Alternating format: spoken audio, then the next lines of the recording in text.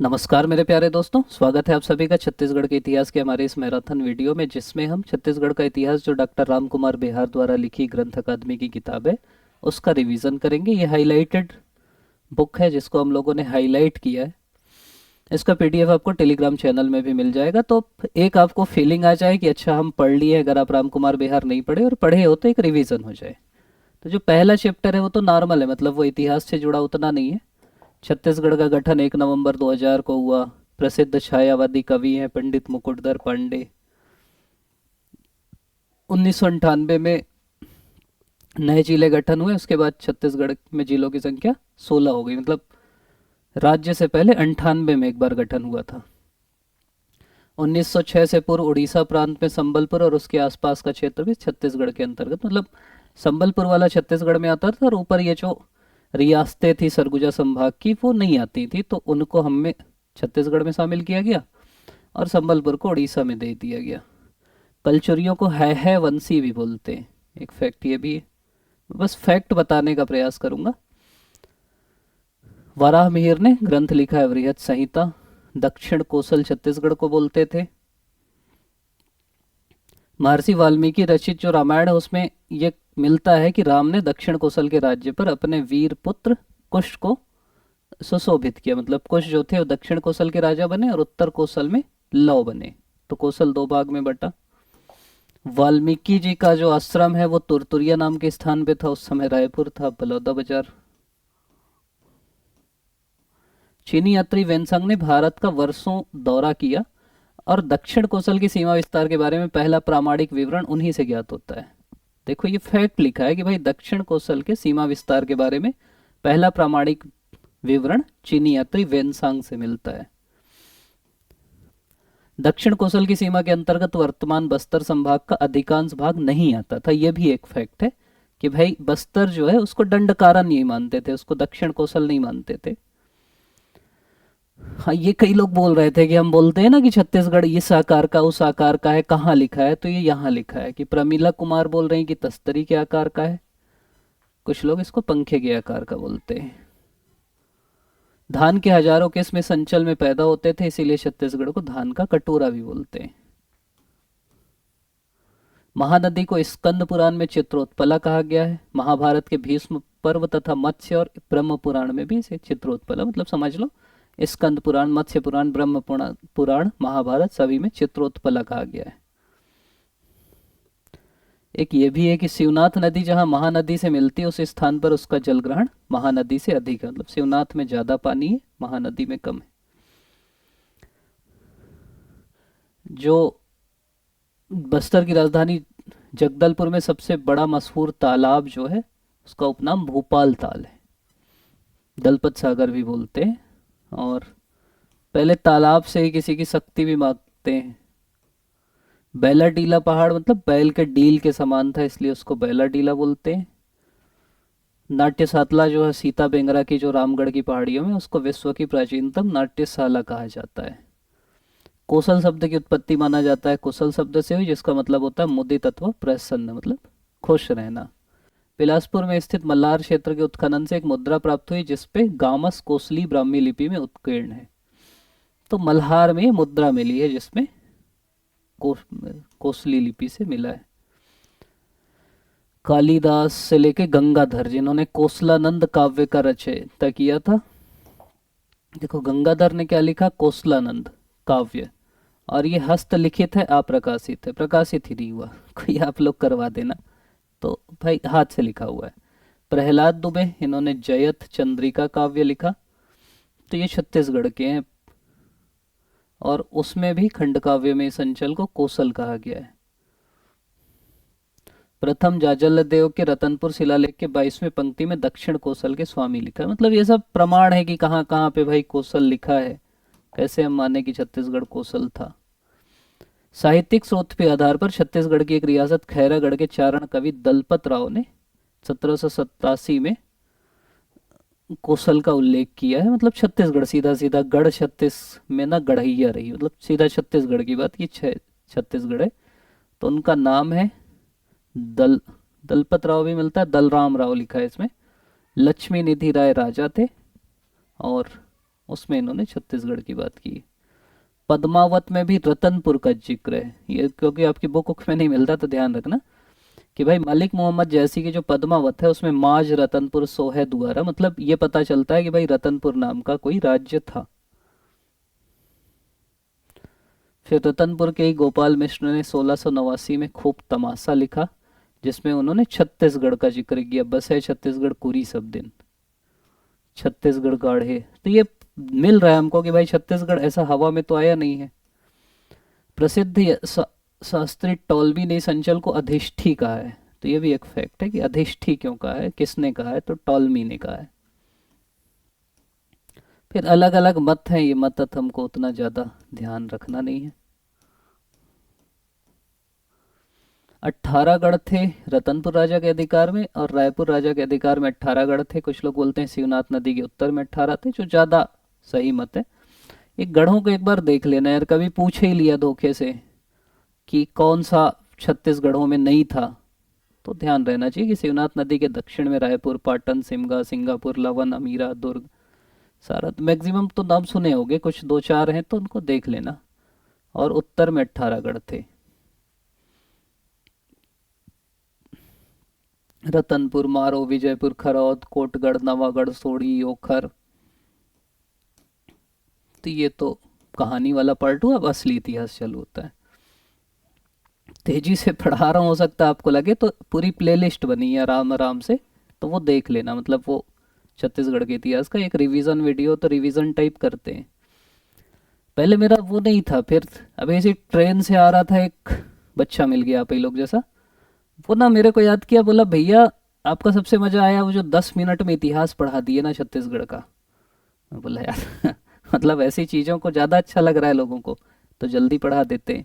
तो पढ़ सकते हो आप लोग। हाँ, मतलब सही में इतिहास है। 20 मिनट में, एक 10 मिनट का, एक 20 मिनट, आधे घंटे में पूरा छत्तीसगढ़ का इतिहास है। और वो इसलिए यूज़ होगा आपका कि जैसे कहीं घूम रहे, टहल रहे, वो लगा के सुन लो, रिवीजन हो जाएगा। तो छत्तीसगढ़ भी मौर्य साम्राज्य का अंग था। छत्तीसगढ़ में कहाँ कहाँ पे मिला है? ठठारी, अकलतरा, तारापुर आदि स्थानों में तांबा और चांदी की आहत मुद्राएं प्राप्त हुई हैं, और इन मुद्राओं पर मयूर का अंकन प्राप्त है। और इतिहासकार मानते हैं कि मौर्य शासक की थी। तो मौर्य शासकों की मुद्रा मिली तारापुर, अकलतरा और ठठारी में। ठीक, क्योंकि मयूर मिला है तो ऐसा मानते हैं कि मौर्य का होगा। फिर तुरतुरिया नामक स्थान में बौद्ध भिक्षुणियों के विहार थे। ये ज़्यादा बड़ा फैक्ट है, भिक्षुओं के नहीं, भिक्षुणियों के। तुरतुरिया जो है ना, अभी बलौदा बाजार में, वहाँ थे। वहाँ पर बुद्ध देव की विशाल मूर्ति अभी तक विद्यमान है। तो बौद्ध धर्म का समझ लीजिए तुरतुरिया एक महत्वपूर्ण केंद्र था। और मौर्य काल का क्या है? सरगुजा जिले के लक्ष्मणपुर के निकट, तो ऐसा लक्ष्मणपुर मिले ना तो कंफ्यूज मत होना कि हमारी गाइड में तो नहीं दिया। लक्ष्मणपुर के निकट रामगढ़ में 2 गुफाएं हैं, जिनके विषय ना तो राजनीतिक है ना धार्मिक। अगर ऐसा मिले ना कि इसके विषय ना तो राजनीतिक है ना धार्मिक, तो सही है। वहाँ क्या है? सुतनुका और उसके प्रेमी की प्रेम गाथा का वर्णन है, देवदत्त और सुतनुका के। 2 हैं, एक सीता बेंगरा गुफा है, सीता बेंगरा में विश्व की प्राचीनतम नाट्यशाला है। और एक जोगी मारा है या जोगी माढ़ा है, जहाँ पे अभिलेख मिले हैं। फिर सरगुजा में रामगढ़ के पास अशोक का लाट प्राप्त हुआ है। तो रामगढ़ में क्या मिला है? अशोक का लाट मिला है। फिर उनके सिक्के भी मिले हैं, मौर्यकालीन आहत सिक्के अकलतरा, ठठारी, बिलासपुर, यहाँ पे मिले हैं चांदी के। तो मौर्य वंश के 3-4 प्रमाण मिले हैं, जिससे हमको पता चलता है कि भाई ये यहाँ शासन करते थे। फिर अगर हम आ जाएं वाकाटक या गुप्त युग में, तो चंद्रगुप्त की बेटी जो प्रभावती थी, उसका विवाह वाकाटक नरेश रुद्रसेन द्वितीय से। ये महत्वपूर्ण फैक्ट है कि चंद्रगुप्त सेकंड की बेटी प्रभावती गुप्त का विवाह वाकाटक राजा रुद्रसेन द्वितीय से हुआ। उनके बाद उनके संबंध आपस में मधुर हो गए, और इसीलिए कालिदास आएंगे वाकाटकों के दरबार में, क्योंकि वो चंद्रगुप्त द्वितीय के दरबार में थे, यहाँ शिक्षा देने आएंगे। फिर इसी चक्कर में वो फिर जाएंगे रामगढ़ की पहाड़ी में, और वहाँ मेघदूतम लिखेंगे। तो आपको रिलेट करना है हर चीजें आपस में। हरिवंश पुराण वाकाटक सम्राट प्रवरसेन प्रथम से की जाती है, मतलब ये माना जाता है समुद्रगुप्त का हमको मिलता है कि उसने दक्षिण कोसल के राजा महेंद्र और महाकांतर के राजा व्याघ्रराज को हराया था। और वो वाला किया था पकड़ के छोड़ देने वाला कि भाई तुमको हरा दिया, उसके बाद हम अनुग्रह कर रहे हैं कि तुम अब प्रेम से आराम से रहो। और फिर ये माना जाता है कि भाई पराजित होकर कुछ समय तक रहा होगा, फिर जब वो कमजोर हुए तो फिर से वाकाटकों के अधीन हो गया होगा। वाकाटक नरेश नरेंद्र सेन को कोसल तथा मैकल का अधिपति बालाघाट ताम्रपत्र में है। तो ये ध्यान रखना, नरेंद्र सेन एक राजा है जिसका ताम्रपत्र है बालाघाट ताम्रपत्र, और इसमें इसको कोसल और मैकल का अधिपति कहा गया है। बस्तर अंचल का भौदत्त प्रतापी शासक था। उसने वाकाटकों को परास्त कर उनकी राजधानी से ताम्रपत्र जारी कर राजाओं को अचंभित कर दिया। तो ये जो भौदत्त था ये वाकाटकों को हराया। फिर नरेंद्र सेन ने इसका बदला लिया और नलों की राजधानी पुष्करी को नष्ट भ्रष्ट कर दिया। पोड़ागढ़ शिलालेख से ज्ञात होता है। वाकाटक नरेश हरिशेन के अजंता गुफा अभिलेख से ज्ञात होता है। कोसल मैकल कलिंग कुछ समय भी वाकाटकों के अधिकार में था। मतलब ये जो एरिया है ना कौशल का, महकल का, कलिंग का, वो वाकाटकों के अधिकार में था। तो फैक्ट दो चार ही ध्यान रखना है। एक ये ध्यान रख लेना, नरेंद्र सेन का बालाघाट ताम्रपत्र, फिर ये हरिसेन का अजंता गुफा अभिलेख, और फिर हमको आखिरी में ये बोल रहे हैं कि यार वाकाटक गुप्तों का जो मतलब संपर्क है छत्तीसगढ़ के लिए वो अच्छा नहीं था, क्योंकि वो बाहरी राजा थे, हमारा शोषण करते थे। तो कुछ तो लाभ उठाए हमारे स्थानीय शासक, यहाँ के इतिहास कला संस्कृति पर इसका प्रभाव राजनीतिक प्रभाव से अधिक पड़ा। तो ये ध्यान रखना, मतलब ज्यादा प्रभाव गुप्तों वाकाटकों का राजनीतिक नहीं पड़ा, बल्कि हमारे इतिहास कला संस्कृति इन पे पड़ा। सरबपुरी नलवंशी पांडुवंशी शासकों ने अपने अभिलेखों में वाकाटकों के समान पेटिका शीर्ष वाली ब्राह्मी लिपि का प्रयोग किया। तो वाकाटकों की लिपि क्या थी? पेटिका शीर्ष वाली ब्राह्मी लिपि। तो इसका यूज बाकी लोग किए, तो इसीलिए बोल रहे हैं कि संस्कृति पे ज्यादा प्रभाव पड़ा उसके तुलना में। फिर नल वंश की बात हुई तो वायु पुराण और ब्रह्मांड पुराण में वर्णन है कि पौराणिक शासक नल के वंश को कौशल वंश पर शासन होगा। मतलब नल जो एक राजा था उसके वंशज नलवंशी कहलाए और उनका शासन कौशल पे होगा, ऐसा पुराणों में लिखा है। तो फिर शासन करने आ गए। फिर अगर हम इतिहास देखते हैं तो 350 ईस्वी के आसपास हमको पता चलता है कि व्याघ्रराज का शासन था। तभी तो महाकांतर के व्याघ्रराज को हराएगा समुद्रगुप्त। ये कहाँ से शासन करते थे? तो पुष्करी से शासन करते थे। इनकी राजधानी कहाँ थी? पुष्करी थी। अलग अलग इतिहासकार अलग अलग बात करते हैं। एक जो राजा जिसके बारे में मिलता है ठीक ठाक प्रमाण, उसका नाम है वाराहराज। इसके कोंडा गांव तहसील के एड़ेगा ग्राम में 29 सिक्के प्राप्त हुए हैं। तो वाराहराज के एड़ेगा में सिक्के मिले। फिर अगला राजा है भौदत्त वर्मन। तो भौदत्त जैसी गद्दी मिली सीधा वाकाटक के ऊपर आक्रमण कर दिया और उनके जो सम्राट थे नरेंद्र सेन उनको परास्त कर दिया, और वाकाटकों की राजधानी जो नंदीवर्धन है उस पर अधिकार कर लिया। लोगों को अचंभित कर दिया कि भाई ये भौदत्त कर क्या दिया।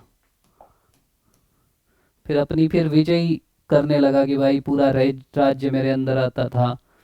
भौदत्त ने गुप्तों की राजधानी प्रयाग गया, वहां से दानपत्र जारी किया।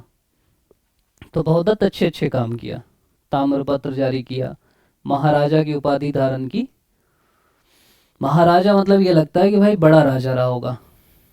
भगवान शंकर का उपासक था भौदत्त। भट्टारक की उपाधि धारण करने वाला पहला शासक था। महाराज भट्टारक अर्थपति भौदत्त वर्मन, यह नाम उसकी उपाधि के साथ मिलता है। तो समझ लो प्रसिद्ध राजा था भौदत्त। महाराज की उपाधि लिया, भट्टारक की उपाधि लिया, शंकर भगवान का उपासक था, वाकाटकों को हराया, मतलब ठीक ठाक काम किया। भौदत्त के बाद उसका अगला जो बेटा है उसका नाम था अर्थपति। अब पापा भट्टारक की उपाधि लिए थे तो अर्थपति भी किया, और दक्षिण कौशल के पल्लव राजाओं की उपाधि भट्टारक होती थी, वहां से इन लोग कॉपी किए होंगे। अब वाकाटक तो बोले नहीं थे भाई, हरा के गया था भौदत्त, तो अर्थपति के लिए फिर वहां राजा बन जाता है पृथ्वीसेन वाकाटकों का। तो पृथ्वीसेन अर्थपति के ऊपर आक्रमण करता है। ऐसा समझो कि इधर भौदत्त था पहले, थोड़ा तो समझ ही लो। भौदत्त जाता और नरेंद्र सेन को हराता है। जो वाकाटक था। अब वाकाटक का राजा हो जाता है पृथ्वीसेन। अब इनको तो बदला लेना था ना, और इधर राजा बन जाता है अर्थपति।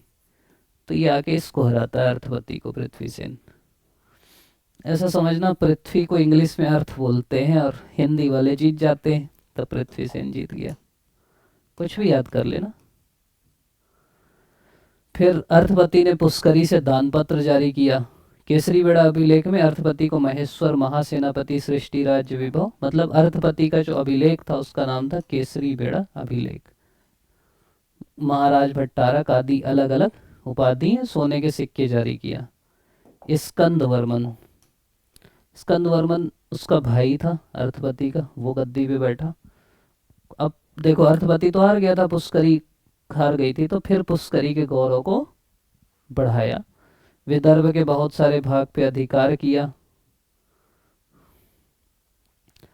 पोड़ागढ़ में विष्णु मंदिर बनवाया। ये इंपॉर्टेंट फैक्ट है कि स्कंद वर्मा ने पोड़ागढ़ में विष्णु मंदिर बनाया, और यहाँ के शिलालेख में पता चलता है, ये मतलब इनका पहला मेन शिलालेख है जिसमें था कि हम विजयी थे, विजयी हैं और विजयी रहेंगे। इन पंक्तियों के साथ ये जो शिलालेख है शुरू होता है। तो आप ये पूछ सकता है कि भाई पुड़ागढ़ शिलालेख के बारे में क्या सही है, स्कंद वर्मन ने किया था, इसमें ये प्रारंभ होता है विजयी थे, विजयी हैं और विजयी रहेंगे, तो दोनों कथन सही है। ये पूछेगा विजयी थे, विजयी हैं, विजयी रहेंगे किसने करवाया, तो स्कंद वर्मन ने। और देखो, विष्णु मंदिर बनाया, मतलब ये सब ना क्लू पकड़ लिया करो। विष्णु मंदिर बनाया मतलब अब पता थोड़ी है कौन क्या मानता था। विष्णु मंदिर बनवाया मतलब वैष्णव था, तो पहले शैव थे, ये वैष्णव हो गया। फिर उसके बाद विलासतुंग राजा हुआ जिसने राजिम का राजीव लोचन मंदिर या विष्णु मंदिर बनवाया, मतलब ये भी शैव वैष्णव था। राजीव लोचन मंदिर का निर्माण अलग अलग समय में हुआ। अगर ये कथन भी आए ना तो ये भी सही है कि बाद में कभी मंडप बना, फिर कुलिकाएं बनी, फिर अलग अलग चीजें हुई, फिर बाद में जीर्णोद्धार भी हुआ, ये चैप्टर भी हुआ। अब आ गए हम लोग सरबपुरी राजवंश के शासन में। ठीक है, सरबपुरी राजवंश ऐसा है जिसका संस्थापक का नाम है सरबराज, जिसकी राजधानी का नाम है सरबपुर और वंश का नाम है सरबपुरी। सब सरब सरब है। इन लोग ना कुछ ताम्रपत्र में सन या संवत का यूज नहीं किए, और जब सन और संवत का आप यूज नहीं करोगे तो फिर दिक्कत होगी ना। क्या दिक्कत होगी? दिक्कत ये होगी कि, ठीक, दिक्कत ऐसी होगी कि फिर काल निर्धारण नहीं कर पाएंगे कि भाई अब है, लेकिन अगर आया कि इनके काल निर्धारण में दिक्कत होती है क्योंकि इन्होंने संवत का प्रयोग नहीं किया, तो सही बात है। ये क्या थे, सरबपुरी की विशेषता ये है कि यहाँ के स्थानीय लोग थे, जैसे वाकाटक बाहरी थे, नल बाहरी थे, गुप्त बाहरी थे, मौर्य बाहरी थे। तो सरबपुरी राजवंश यहाँ के स्थानीय लोग थे, वाकाटकों के सामंत थे, बाद में अपना वंश चालू कर दिए। फिर है कि वैष्णव धर्म के अनुयायी थे, अपने को परम भागवत बोलेंगे, संस्कृत और ब्राह्मणों को महत्ता देंगे। वैष्णव धर्म है मतलब विष्णु भगवान वाला, विष्णु भगवान है मतलब फिर गज लक्ष्मी की बात करेंगे। ठीक, ताम्रपत्रों के राजा दान देता था, और इसी से हमको उनके इतिहास के बारे में पता चलता है। इनकी जो राज मुद्रा है वो गज लक्ष्मी है। फिर ये अपने, जैसे जयराज एक राजा था, अपने नाम के आगे महा लगा दिया, तो उसका नाम महाजयराज हो गया। इनके जो अधिकारी थे, जैसे सर्वाधिकारी कृत, सामंत, ऐसे बड़े बड़े अधिकारियों का भी उल्लेख मिलता है कि भाई ये अधिकारी इनके समय में थे। जैसे नरेंद्र का पीपर दुला दान पत्र, तो बस ध्यान रखना कि इस राजा एक नरेंद्र था जिसका दान पत्र का नाम था पीपर दुला दान पत्र।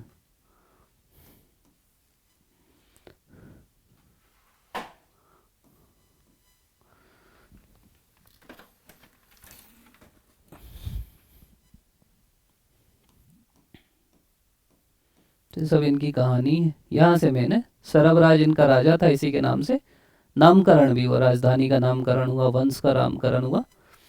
इन सिक्कों पर पहली बार प्राकृत के स्थान पर संस्कृत भाषा का प्रयोग किया गया। तो ये भी ध्यान रखना कि इसने जो सिक्के जारी किए, क्योंकि वैष्णव था तो संस्कृत को प्रमोट किए लोग, ब्राह्मणों को दान आन देते थे, तो संस्कृत भाषा का प्रयोग हुआ सिक्कों में। और अपने नाम पे नगर बसाता है, अपने नाम पे वंश बनाता है। फिर राजा महेंद्र की बात होती है, जो अपन पढ़ते हैं ना कि समुद्रगुप्त ने दक्षिण कौशल के राजा महेंद्र को पराजित किया, तो वो वाला महेंद्र हो सकता है। फिर राजा नरेंद्र है, इसका यही ध्यान रखना, पीपर दुला ताम्रपत्र। नरेंद्र का कौन सा ताम्रपत्र है? पीपर दुला ताम्रपत्र।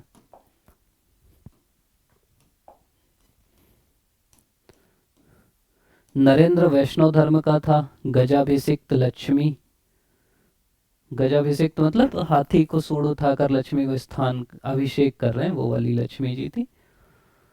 नरेंद्र ने अपने अभिलेखों में ना तो गुप्त संवत का प्रयोग किया, ना तो अपना नया संवत चलाया। मतलब गुप्त संवत का यूज भी नहीं किया, नया संवत भी नहीं चलाया। और गुप्त संवत के प्रयोग से ऐसा लगता है कि उनकी अधीनता है, तो ये माना जाता है कि या तो इस अधीन नहीं रहे होंगे, इसलिए उनका यूज नहीं किए।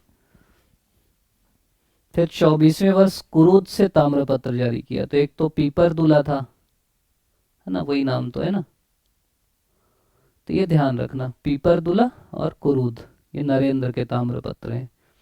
प्रसन्न मात्र खूब खुशनुमा आदमी था, प्रसन्नता से रहता था, सोने के सिक्के चलाए, इतना खुश था।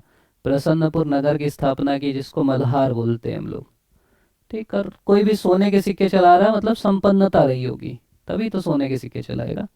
और सिक्के के ऊपरी भाग के केंद्र में गरुड़, दोनों किनारों पे शंख और चक्र रहता था, मतलब वैष्णव था। बीच श्री प्रसन्न मात्र लिखे रहता था। फिर जयराज है, इसका ताम्रपत्र मल्हार से मिला है, ये भी वैष्णव थे, ब्राह्मण को दान देते थे, बाकी चीजें। फिर महासुदेव राज है, मतलब जिनके आगे महा लग गया ना, ये सरबपुरी राजवंश के ही है। तो ये जो महासुदेव राज है, इसके सबसे ज्यादा 8 ताम्रपत्र मिले हैं, ठीक। सुदेव राज, कितने अक्षर का नाम है? 1 2 3 4 5 6 7, एक कम पड़ गया, नहीं तो नाम ही से पकड़ लेते कि 8 है। 6 ताम्रपत्र सरबपुर से, 2 सिरपुर से जारी किए गए। तो इससे ये बोलते हैं कि यार मेन राजधानी सरबपुर रही होगी, सिरपुर को दूसरी राजधानी बना दिया होगा, ऐसा कुछ। इतिहासकारों का क्या काम है? अंदाज लगाना काम है, तो अंदाज लगाते हैं। तो सिरपुर से अगर ताम्रपत्र जारी कर रहा है, मतलब सिरपुर को महत्व दिया। फिर इंद्रबल नामक व्यक्ति का उल्लेख, उसके सर्वाधिकार, मतलब इंद्रबल उनका सर्वाधिकार अधिकारी था। फिर महाप्रवर राज, तो महाप्रवर राज भाई था महासुदेव राज का, जिसने अपने भाई द्वारा स्थापित सिरपुर को राजधानी बनाया। सुदेव राज के समय जब सरबपुर राज्य पर भीमसेन द्वितीय ने आक्रमण किया, तो प्रवर राज ने महत्वपूर्ण भूमिका का निर्वहन किया। और उसके बाद फिर इंद्रबल जो उनका अधिकारी था, उसने दक्षिण कौशल में पांडु वंश की स्थापना की, इंद्रपुर नाम का नगर बसाया, जो खरौद नाम से जाना जाता है। तो आगे हम लोग इंद्रबल का पांडु वंश देखेंगे, जो इनके बाद आया, सरबपुरी राजवंश के बाद। ये माना जाता है कि जो पांडु वंशी थे और सरबपुरियों के बीच एक युद्ध हुआ होगा, और इसके पश्चात सरबपुरियों का शासन खत्म हो गया होगा, सरबपुरी हार गए होंगे, और पांडु वंश या सोमवंश का उद्भव हुआ होगा। अंतिम राजा प्रवरराज को माना जाता है। अब पांडु वंश देखते हैं। तो ये ध्यान रखना, एक कभी पूछ सकता है कि यार पांडु वंश की स्थापना किस वंश के बाद हुई? तो सीधे सीधे किस वंश के बाद हुई? सरबपुरी राजवंश के बाद हुई। सोमवंशी भी कहलाते थे, अमरकंटक क्षेत्र सोम क्षेत्र कहलाता था। तो ये भी माना जाता है कि क्योंकि अमरकंटक से भी शासन करते थे, इसलिए इनको सोमवंशी कहते हैं। ये अपने को पांडुवंशी इसलिए बोलते थे क्योंकि वो पांडवों से अपना संबंध बताते थे कि भाई हम पांडवों के वंश के हैं। और इस वंश का एक राजा तीवर देव था, जिसकी राजिम प्लेट मिली है। ये एक फैक्ट है कि ये जो पांडु वंश है, इन्होंने पहली बार इस प्रदेश को कोसल प्रदेश और अपने को कोसलाधिपति कहा। समझ रहे? इस एरिया को बोले कि ये कोसल प्रदेश है और हम हैं सकल कोसलाधिपति, सकल नहीं। इनके ताम्रपत्र श्रीपुर से जारी किए गए, जिससे ये लगता है भाई राजधानी से ही तो कोई ताम्रपत्र जारी करेगा, तो राजधानी सिरपुर थी। और इनकी एक शाखा ना उड़ीसा से भी शासन करती थी। इतिहासकार उत्तर दर्शाए कि भाई, इसीलिए इतिहासकार बोले कि जो छत्तीसगढ़ वाला है उसको हम पांडु वंश बोल देते हैं। यही था, समझ लीजिए यही था। इन्हीं की एक शाखा थी उड़ीसा में, तो यहाँ वाले को पांडु वंश बोल दिए और उड़ीसा वाले को सोमवंश बोल दिए, जिससे कंफ्यूजन ना हो। इतिहासकारों का काम है। पांडु वंशों के ताम्रपत्र में पेटिका शीर्ष लिपि का प्रयोग किया गया है। जो उधर सीखे ना वाकाटकों की पेटिका शीर्ष लिपि, उसी का प्रयोग किए। एक नया चीज है कीलाक्षर लिपि। तो ध्यान रखना कि पांडु वंश के शिलालेखों में एक है कीलाक्षर और एक है पेटिका शीर्ष लिपि। तो ऐसा वंश जो दो अलग अलग लिपियों का प्रयोग किया, उसकी बात है। फिर आ जाता है उदयन। तो मतलब पांडु वंश ही शुरू किए तो पहला नाम उदयन का आता है। कलिंजर से शासन करते थे, अलग अलग सैन्य अभियान की, इस टाइप की बात है। मतलब ये आदि पुरुष थे, बहुत ज़्यादा इनके बारे में नहीं मिलता। फिर इंद्रबल, इंद्रबल के बारे में उल्लेख मिलता है कि भाई इंद्रबल पहले काम करता था सरबपुरियों के अंदर, इसी का नाम भरतबल भी था। उसका जो विवाह है कौशल की राजकुमारी लोक प्रकाशा से हुआ था, जो अमरार्य कुल की थी। फिर इंद्रबल सरबपुरी सुदेवराज के यहाँ सर्वाधिकारकृत पद पर कार्यरत थे। तो सुदेवराज के यहाँ काम करते थे सरबपुरी। फिर खरौद के आसपास का भाग इनको दिया था, वहीं पे इंद्रपुर नगर बसा है, जो खरौद भी कहलाता है। ठीक, तो ये अगर आपसे बोले कि इंद्रपुर नगर के अभी का क्या है, तो वो खरौद है। और यहाँ की जो परंपरा है, इस मंदिर में 1 लाख चावल चढ़ाना चाहिए, और 1 लाख की संख्या के आधार पे इस मंदिर को लक्ष्मणेश्वर मंदिर कहा गया। लक्ष्मणेश्वर मतलब लाख से है ये, 1 लाख चावल चढ़ाने के कारण जो लक्ष्मणेश्वर मंदिर, या मतलब ऐसा समझो कि आपको अगर कोई बोले कि लक्ष्मणेश्वर मंदिर खरौद में है और लक्ष्मण जी से संबंधित है, या लक्ष्मण जी शेषनाग वाले थे तो शेषनाग से, विष्णु जी से, ऐसा कुछ नहीं। वहाँ क्या है, 1 लाख चावल चढ़ाने की परंपरा है। तो लक्ष्य जो है ना शब्द, वो लाख से आया है, 1 लाख से फिर लक्ष्मणेश्वर बोलने लगे, ये समझना। अगर आपसे बोले कि लक्ष्मणेश्वर मंदिर का लक्ष्मण से कोई संबंध नहीं है, तो सही है। फिर सर्वराज अपने स्वामियों के साथ धोखा किया, धोखा करके खुद गद्दी में बैठ गया। ठीक, पांडु वंश का शासन चालू किया। फिर अगला राजा आता है नन्नदेव प्रथम। ये छोटा भाई था इंद्रबल का, ये भी समझ लो वो जो आसपास का क्षेत्र था उसमें शासन किया। फिर बड़ा जो शासक आया उसका नाम था महाशिव तीवरदेव। ये नन्नराज प्रथम के बाद गद्दी में बैठा। ताम्रपत्र मिलते हैं इसके, और महाशिव उसकी शाही उपाधि थी। तीवरदेव संप्रभु था, उसका कोई स्वामी नहीं था, और उसने खुद को कोसलाधिपति के रूप में प्रस्तुत किया। मतलब वो, मैं कौशल का अधिपति हूँ, मेरा कोई स्वामी नहीं है, ऐसा उसका कहना था। और तीवरदेव ने कौशल के अलावा उत्कल और अन्य प्रांतों पर भी विजय प्राप्त की। तीवरदेव वैष्णव धर्म का अनुयायी था, परम वैष्णव उसकी उपाधि थी। उसकी राजमुद्रा में गरुण उत्कीर्ण कराया था। मतलब ऐसा समझो, वैष्णव धर्म है तो विष्णु जी का क्या क्या चिन्ह है, एक तो लक्ष्मी है, गजलक्ष्मी है, गरुण है, तो जो संबंधित विष्णु जी के हैं वही ये अंकित कराएंगे। तीवरदेव का एक बोडा ताम्रपत्र है, कहाँ पे है, रायगढ़ जिले के बोंडा ग्राम में। अब कोई दूसरा जिला हो गया होगा तो बता देना, ये उस जमाने का जिला है। उसे पंच महाशब्द की उपाधि प्राप्त शासकों द्वारा चरणों में लौटते पोटते बताया गया है। तो ये जो ताम्रपत्र है, बोडा ताम्रपत्र, इसमें जो पंच महाशब्द की उपाधि प्राप्त शासक हैं वो थीवरदेव के चरणों में लोट पोट रहे हैं। कौन कौन पंच महाशब्द आते हैं, महाप्रतिहार, महासंधि विग्राहक, महाश्वशाला, महाभंडाकार और महासाधन भांग। फिर तेवरदेव की एक बिटिया थी जिसका विवाह नंदराज से हुआ। देखो उसके बेटे का नाम भी नंदराज था, दामाद का नाम भी नंदराज था, और नंदराज दामाद को उसने पंच महाशब्द की उपाधि दे दी थी, उसको भी लटुआ पटवा दिया होगा। फिर तिवारदेव विष्णु कुंडी माधव वर्मन युद्ध से युद्ध करते मारा गया। तो ये भी एक इम्पॉर्टेंट फैक्ट है, बीमारी मारी से नहीं मरा है भैया, युद्ध करते हुए मारा गया। फिर नंदराज द्वितीय, पहले माना जाता था कि उसका ना पुत्र विहीन था, लेकिन फिर पता चला कि नंदराज तीवर देव का बेटा था।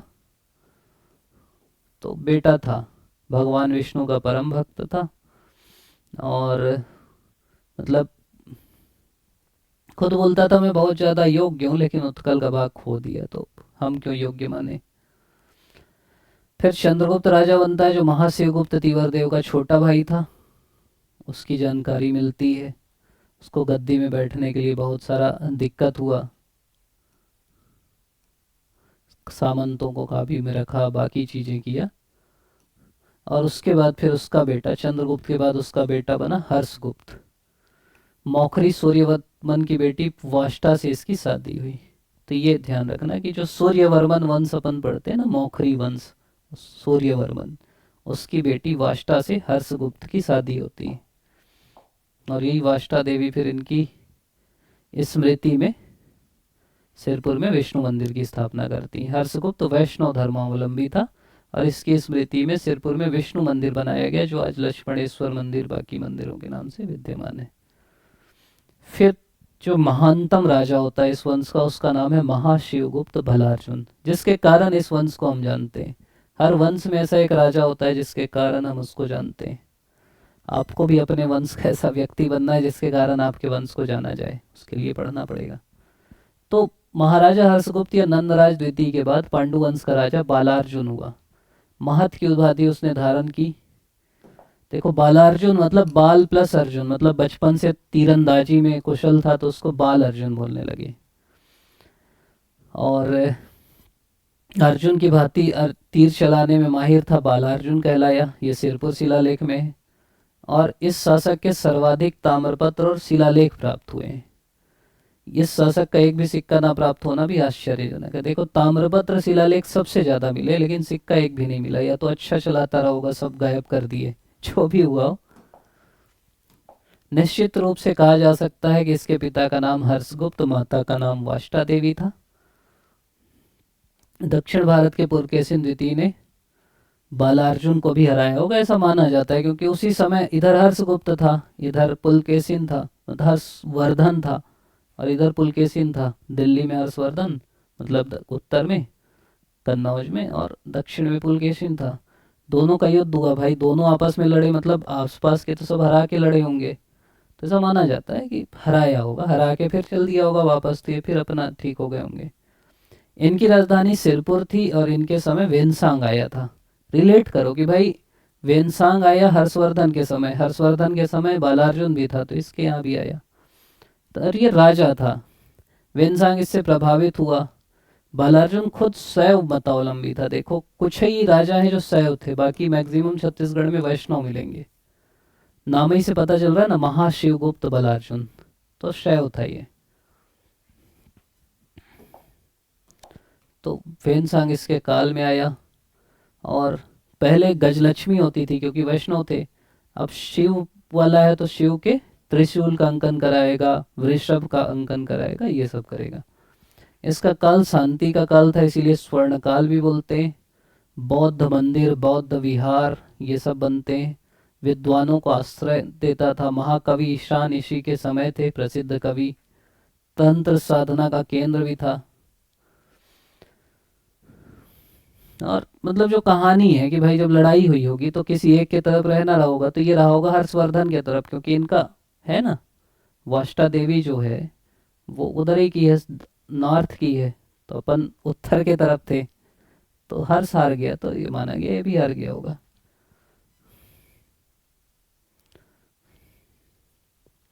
बस ये मेंस में लिखना है कि भाई इतनी बड़ी बड़ी शक्तियां थी उत्तर और दक्षिण में, तो भी ये बचा के रख पाया दक्षिण कोसल को। ये इसकी योग्यता थी, ये इसका बड़प्पन था, ये इसका महत्व था छत्तीसगढ़ के लिए।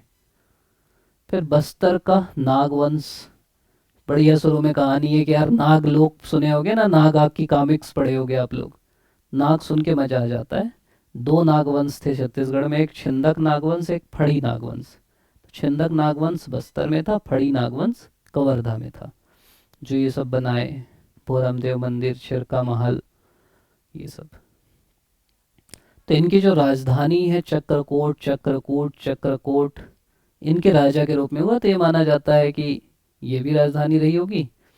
और छिंदक नाग राजा जगदलपुर से 90 किलोमीटर दूर बारसूर को राजधानी बना के शासन करते थे। तो ये एक महत्वपूर्ण इनकी राजधानी थी बारसूर। और कुछ लोग बोलते हैं कि ये उसी के नाम थे। भाई अब किसी को बोल रहे हैं चक्रकोट का राजा, तो चक्रकोट मतलब या तो वो क्षेत्र रहा होगा या राजधानी रही होगी। और बारसूर में क्योंकि सब चीज मिला है, तो बारसूर इनकी राजधानी थी। गोत्र इनका कश्यप था। अब नागवंशी है तो ध्वज में तो सांप आप लगाएंगे ही, तो सर्प चिन्ह युक्त ध्वज था, चिन्ह में बाघ और बाघ शावक थे। इनकी एक उपाधि थी सर्वोत्तम शहर भोगवती के स्वामी, भोगवती पूर्वेश्वर। मतलब ऐसा माना जाता है कि भोगवती एक प्राचीन नगर है, उसके स्वामी। तो समझ लो ये चक्रकोट भी थे, भोगवती के स्वामी भी थे, बारसूर राजधानी भी थी, और चिन्ह जो था सांप वाला था। फिर कुछ राजाओं के बारे में, जैसे सोमेश्वर प्रथम का अभिलेख है कुरुसपाल अभिलेख, इसमें इसको चक्रकूटाधीश्वर कहा गया है। तो ये रिलेट कर लोगे ना, चक्रकोट तो पकड़ लोगे। हरिश्चंद्र के टेमरा सती अभिलेख में इस अंचल के लिए चक्रकोट का प्रयोग किया गया है। हो सकता है चित्रकोट जो आया वो यहीं से आया हो, तो अपने को उतना नहीं ध्यान रखना है। चक्रकोट भी बोलते थे, भोगवतीपुरेश्वर भी बोलते थे। और सोमेश्वर का कुरुसपाल अभिलेख है, हरिश्चंद्र का टेमरा सती अभिलेख है। अब जो नागवंशी राजा है ना, देखो ये बह रही इंद्रावती नदी, तो नदी के जो उत्तर में इनके शिलालेख मिले, उनकी भाषा संस्कृत है और लिपि देवनागरी है। और जो दक्षिण में है वो तेलुगु में है। तो भाषा का भी ध्यान रखते थे भाई, जहाँ जो समझते हैं वही तो शिलालेख करेंगे। अशोक भी वही करता था। तो इंद्रावती के ऊपर हिंदी देवनागरी संस्कृत वाला इलाका है, तो देवनागरी लिपि और संस्कृत भाषा थी। लेकिन नीचे जो है नदी के, वहाँ तेलुगु बोलते थे, तो तेलुगु में लिखते थे। तो ये भी ध्यान रखना। एर्राकोट तेलुगु अभिलेख पहला अभिलेख है जिसमें राजा का नाम क्षिति भूषण या नृपति भूषण है। तो इनका जो पहला अभिलेख मिलता है उसका नाम है एर्राकोट, जिसमें राजा का नाम मिलता है नृपति भूषण या क्षिति भूषण। इस अंचल में नागों के 28 ताम्रपत्र शिलालेख मिले। सोमेश्वर प्रथम राजभूषण के सिक्के भी प्राप्त हुए, तो ये सब इनके मिलते हैं। तो राजाओं के बारे में देखें तो नृपति भूषण एर्राकोटा में जिसका नाम है उसका है। और जब तक कोई और प्रमाण नहीं मिल जाता तब तक हम नृपति भूषण को ही मानेंगे कि यही सत्ता चालू किया होगा। फिर धारावर्ष की, फिर एक और राजा था धारावर्ष, इसकी उपाधि थी जगदेक भूषण की। राजभूषण भी एक उपाधि थी। और यही जो जगदेक भूषण है या धारावर्ष है, मतलब देखो एक राजा है धारावर्ष जिसकी उपाधि है जगदेक भूषण, और उसी की उपाधि राजभूषण। समझ रहे, ऐसे खतरनाक लोग हैं ये। इनको नहीं पता था कि बाद में बच्चे पीएससी की तैयारी भी करेंगे। एक ही नाम रखना था ना। तो धारावर्ष की एक उपाधि जगदेक भूषण, एक उपाधि है राजभूषण। इसी के सामंत का नाम है चंद्रादित्य, जिसने बारसूर में शिव मंदिर बनवाया। ठीक, तो धारावर्ष के सामंत है चंद्रादित्य, जिसने बनवाया बारसूर में शिव मंदिर। फिर एक राजा है मधुरांतक देव, इसके कुल का लांछन धनु व्याघ्र था। उसके ध्वज में ऐरावत के पीछे कमल तथा कदली पत्र अंकित था। तो ये माना जाता है कि जो मधुरांतक था ना, ये मूल नागों से अलग था। मतलब समझ रहे, अलग अलग बन गया होगा, तो ये निकाला गया वाला था। जो भ्रमरकोट मंडल का ही मधुरांतक देव मांडलिक था। और मधुरांतक जो है धारावर्ष को परास्त कर राज सत्ता प्राप्त किया था। सोमेश्वर प्रथम ने मधुरांतक को परास्त कर और उसकी हत्या कर दोनों मंडलों पे अधिकार कर लिया। वैसा समझो कि ये जो धारावर्ष था, इसको हरा के एक दूसरा व्यक्ति राजा बना जिसका नाम था मधुरांतक देव। तो मधुरांतक देव ओरिजिनल नाग नहीं था, वो कुछ और नाग वाला था, इसीलिए वो धनु व्याघ्र का चिन्ह अंकित करता था। फिर सोमेश्वर देव जो था वो मधुरांतक को मारा, और फिर क्योंकि सोमेश्वर ओरिजिनल नाग था तो फिर वो नागवंश चालू किया, और ये दो शाखाएं थी उनको हटा दिया। मधुरांतक को राजपुर ताम्रकोट में भ्रमर कोटच्य का राजा कहा गया है, तो ये अलग अलग है। फिर सोमेश्वर जो कुरुसपाल अभिलेख है उसमें बोलता है कि महाबली मधुरांतक का इसने वध किया, तो सोमेश्वर ने मधुरांतक का वध किया। राजाओं का नाम पूछता है, नृपति भूषण, जगदेव भूषण, धारावर्ष, मधुरांतक देव, सोमेश्वर, फिर कन्हर, फिर जयसिंह देव, सोमेश्वर द्वितीय, नरसिंह देव, और आखिरी हरिश्चंद्र देव। सोमेश्वर देव प्रथम इनका महत्वपूर्ण राजा था। सबसे पहले तो इसने इसके जो पिता थे, मतलब समझो धारावर्ष एक राजा है, धारावर्ष को से छीन लिया मधुरांतक, ठीक, और ये ओरिजिनल नाग नहीं है, ये छीन के ले गया। अब धारावर्ष का जो बेटा है सोमेश्वर प्रथम, ये जाएगा मधुरांतक को मारा और पूरा नागवंश पे कब्जा कर लिया। कब्जा मतलब उसी का था, वो तो भाई उसके पापा का था। तो कुरुस्पाल अभिलेख में बोलता है कि मैं इसको अपना जो खोया हुआ साम्राज्य है उसको वापस ले लिया। तो और इन लोग पूरा राजनीति भी की है, मतलब अकेले तो वो जीत नहीं सकता था मधुरांतक से, तो मधुरांतक चोलों से गठबंधन करता है, तो सोमेश्वर जो है चालुक्यों से गठबंधन करता है। तो ये भी अगर कथन अथन आया तो ध्यान रखना कि मधुरांतक चोलों से गठबंधन करेगा और सोमेश्वर चालुक्यों से करेगा, और अंततः सोमेश्वर जीत जाएगा। फिर है गुंड महादेवी के नारायणपाल शिलालेख से ज्ञात होता है कि सोमेश्वर प्रथम चिंतक नागवंश का शासक था। माता का नाम महादेवी था, पुत्र का नाम कन्हर देव था, और कुरुस्पाल शिलालेख में पिता का नाम धारावर्ष है। राजधानी भोगवती है। कुरुस्पाल अभिलेख तिथि विहीन अभिलेख है, मतलब ये मधुरांतक का है, लेकिन सॉरी ये सोमेश्वर प्रथम का है, ये पूछ सकता है कई बार। कुरुस्पाल जो है सोमेश्वर प्रथम का है, लेकिन तिथि नहीं लिखी इसमें, तो हमको थोड़ा सा दिक्कत होती। 39 पंक्तियां हैं जिसमें ना कहाँ कहाँ जीता, जैसे उड्र, वेंगी, लेमड़ा, लंजी, रतनपुर, वेंगी, भद्रपतन, वज्र, कौशल, इनको हराया था। ठीक, मतलब ठीक ठाक सैन्य विजय हासिल की। आसपास के एरिया में दहशत थी भैया की।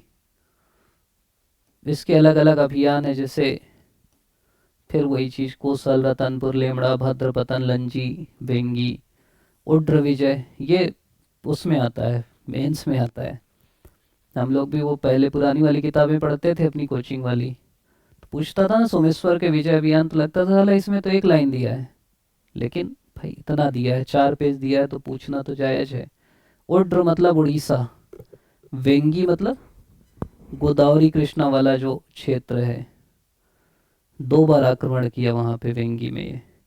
लेमड़ा मतलब लवन को बोलते हैं, फिर लंजी, फिर रतनपुर।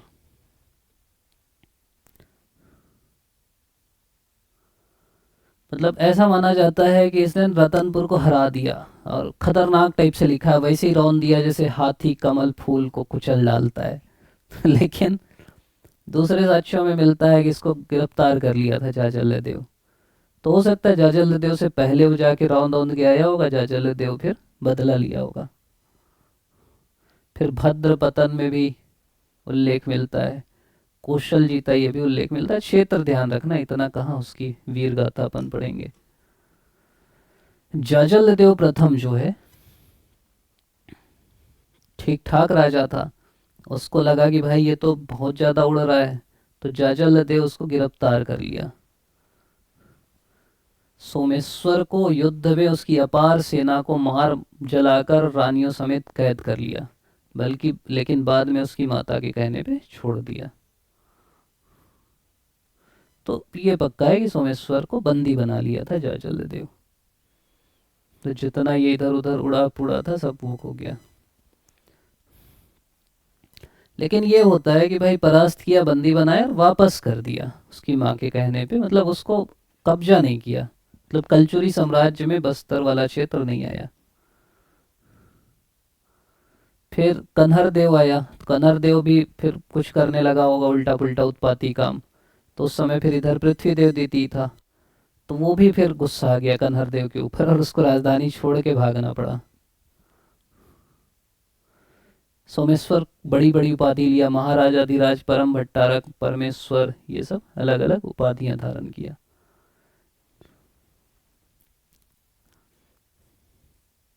तो ये हो गया अपना नागवंश। अब है सोमवंश।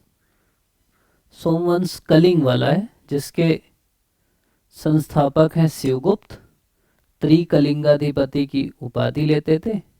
शिवगुप्त के अलावा जो संस्थापक था उसके अलावा सब त्रिकलिंगाधिपति की उपाधि लेते थे और कौशलेंद्र की उपाधि लेते थे।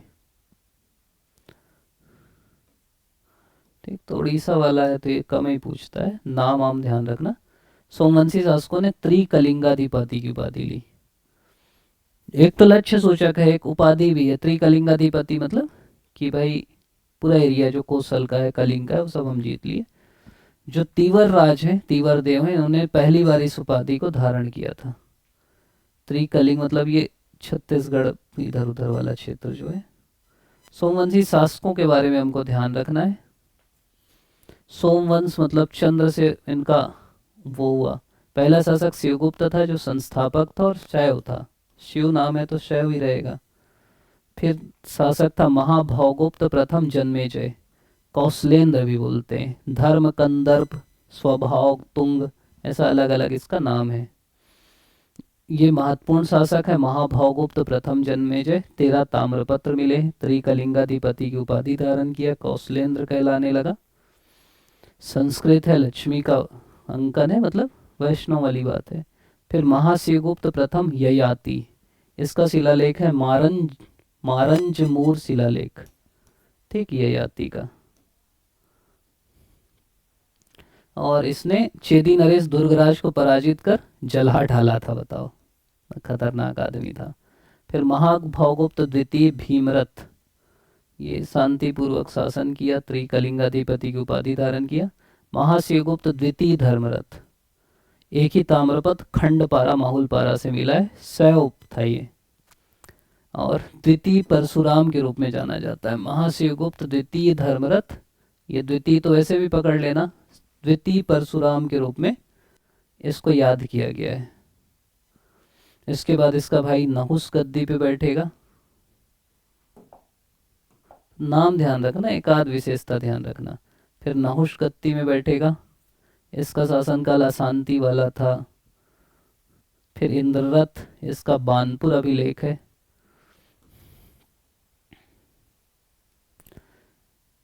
परमार राजा भोज चोल राजेंद्र प्रथम ने राजा इंद्ररथ पे आक्रमण किया और इंद्ररथ युद्ध में मर गया।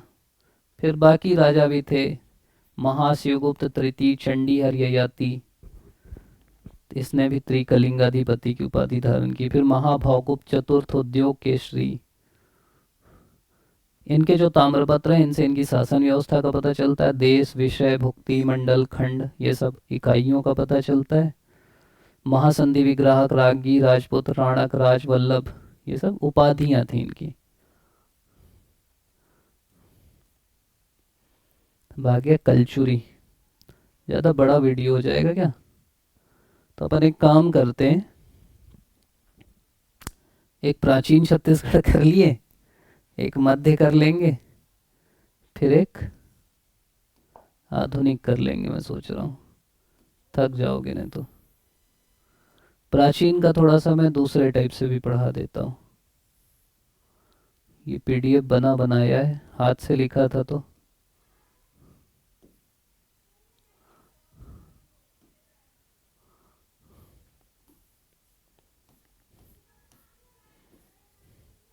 इसको पढ़ाने में टाइम लगता है। मेरे को लगा था तो 1-1.5 घंटा है मेरे पास, ख़त्म कर दूंगा, लेकिन हलवा पूड़ी नहीं है।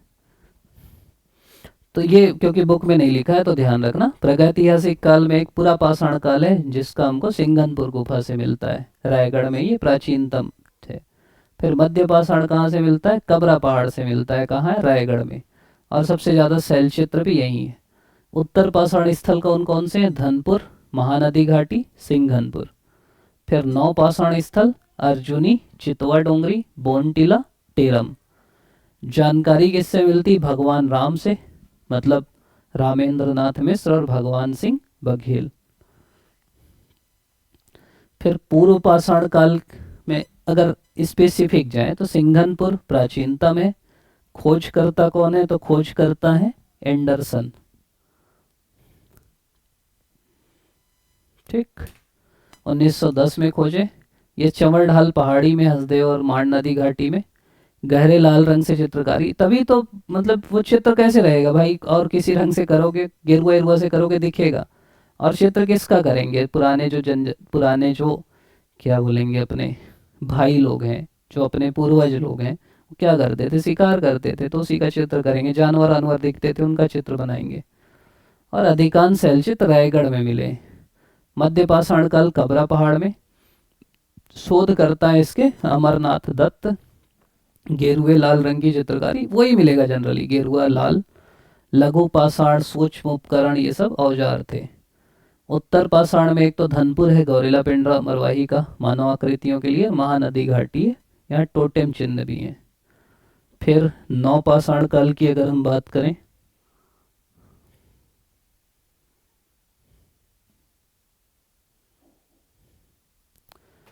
तो नवपाषाण काल एक तो बालोद में चितवा डोंगरी है और अर्जुनी है, और राजनांदगांव में बोनटीला है। तो बोनटीला में तो समझो शैलाश्रय मिले, हथौड़े जैसे। अर्जुनी में भी वही सब मिले। चितवा डोंगरी जो है उसको खोजे हैं डॉक्टर रामेंद्र और भगवान सिंह बघेल। 3 गुफाओं में 27 शैलचित्र मिले, जिनमें चीनी ड्रैगन, नाविक, किसान, खच्चर, ये सब है। तो डोंगरी में एक चीता जल रही, या कुछ भी सोच लो, या चितवा है, चीता है एक। चीता चीनी चीनी ड्रैगन को मार रहा है, चीनी ड्रैगन जो है नाव में चढ़ के भाग रहा है। ऐसा कुछ भी सोच के याद कर लेना।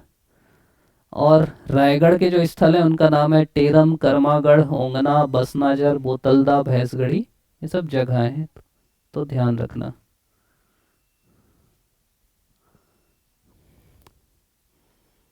लाइट गई तो ये क्यों गया भाई?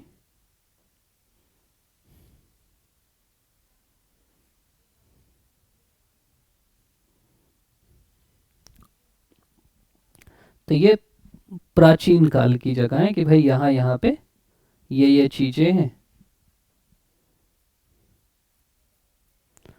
चलो, बिजली भी नहीं चाहती यार। फिर पढ़ते हैं, वो पढ़ा भी दिए जो आगे है ना, गुप्त काल, मौर्य काल, बाकी चीजें बोलोगे तो उसको फिर से चालू करेंगे। और अगले वीडियो में मध्यकाल ख़त्म कर लेते हैं, कलचुरी, मराठा, बाकी चीज़ें। और एक वीडियो में इसी 1 आध घंटे में आधुनिक काल ख़त्म कर देते हैं, तो उससे एक आपका हो जाएगा, कंप्लीट हो जाएगा, आपको भी फील हो जाएगा। चालू हो जाएगा तो ख़त्म कर दूंगा भाई।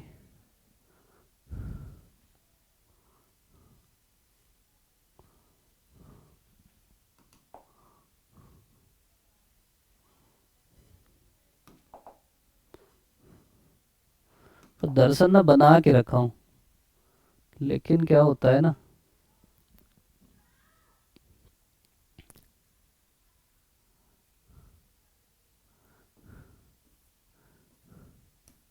समय की समस्या हो जाती है। फिर महापाषाण काल मतलब मृत्यु के बाद कब्र पे।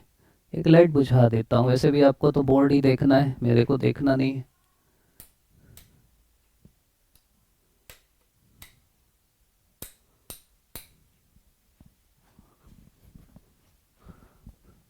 ठीक, तो भी तुम्हें दिख रहा हूँ यार।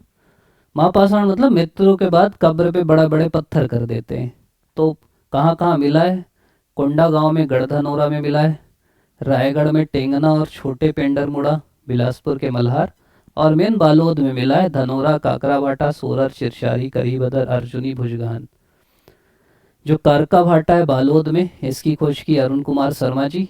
पाषाण युग का जो मेन हीर है, मतलब पाषाण स्तंभ है, वो मिला है। धनौरा जो बालोद का है, वहाँ 500 महापाषाणीन स्मारक मिले हैं। रायगढ़ का जो टेंगना है, मल्हार जो बिलासपुर का है, वहाँ पाषाण सभ्यता के अवशेष मिले हैं। वैदिक काल का हमको कोई प्रमाण नहीं मिलता। उत्तर वैदिक काल में ये मानते हैं कि इसी काल में आर्यों का विस्तार हुआ होगा। दक्कन क्षेत्र को ये दक्षिण दिक बोलते थे, दक्षिण दिशा। रामायण दक्षिण कोसल में कोसली भाषा।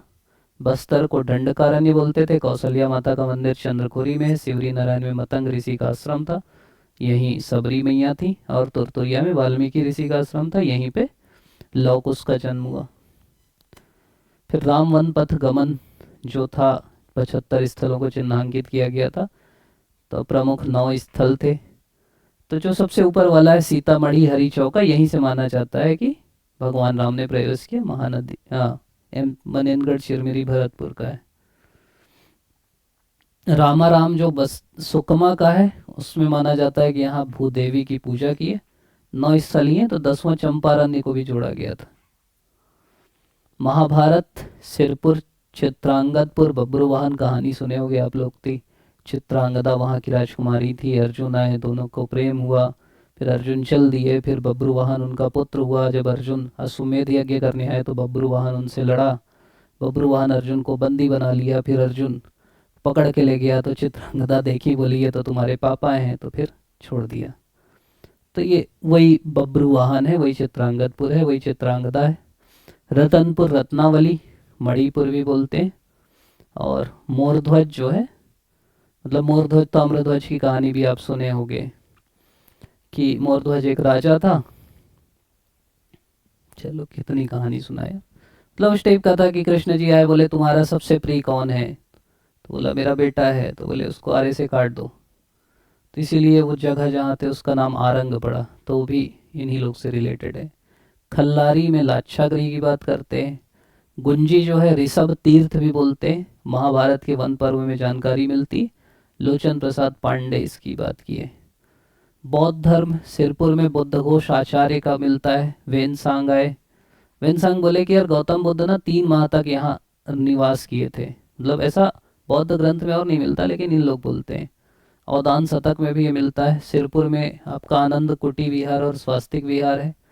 भोंगपाल गोंडा गांव में भी इनका अवशेष, मतलब कुछ मिलता है, बौद्ध प्रतिमा मिलती है। तुरतुरिया में भी मिलती, मल्हार में भी मिलती। जैन धर्म की बात करें तो पार्श्वनाथ जो 23वें तीर्थंकर थे, नगपुरा में उनका मिलता है। ऋषभ तीर्थ जो ऋषभ देव पहले तीर्थंकर थे, उनके बारे में मिलता है, गुंजी में, मल्हार में।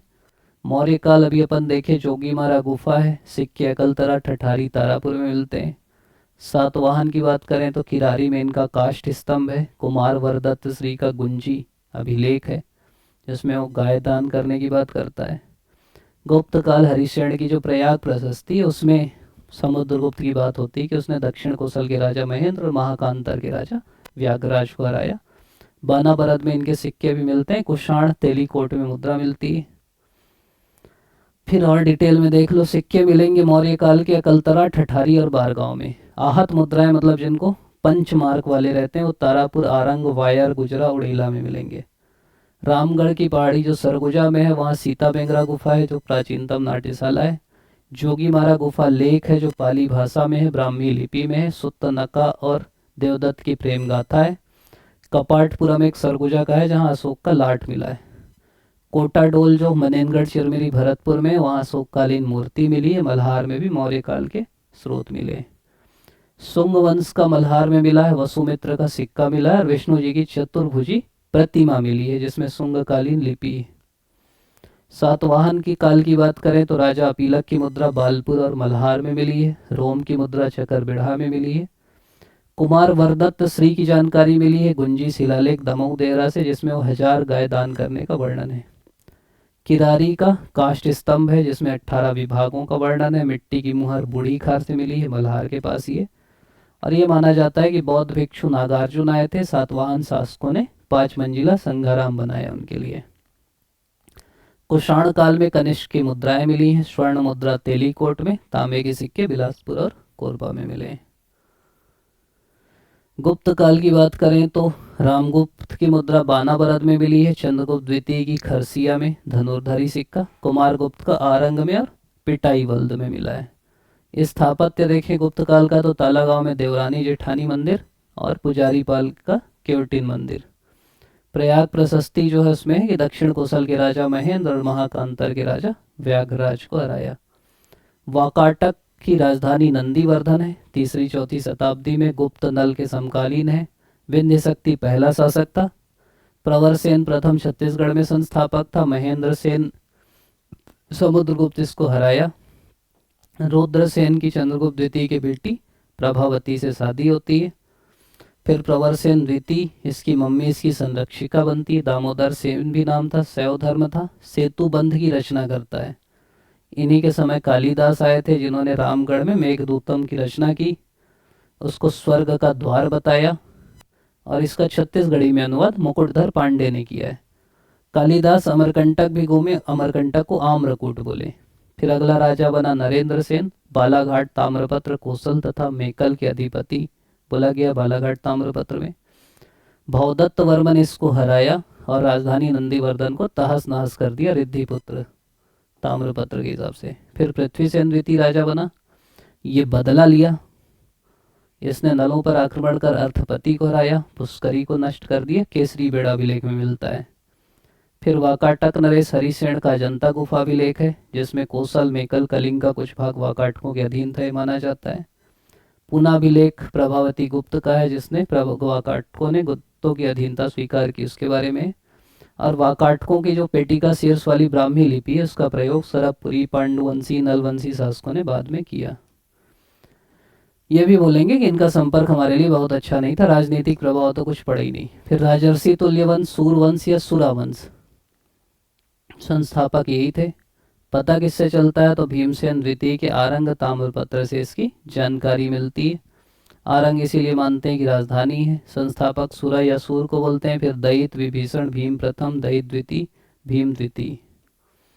हरिस्वामी और बप्पू स्वामी को ग्रामदान दिए, गुप्त संवत का प्रयोग किया तो गुप्तों के अधीन थे माना जाता है।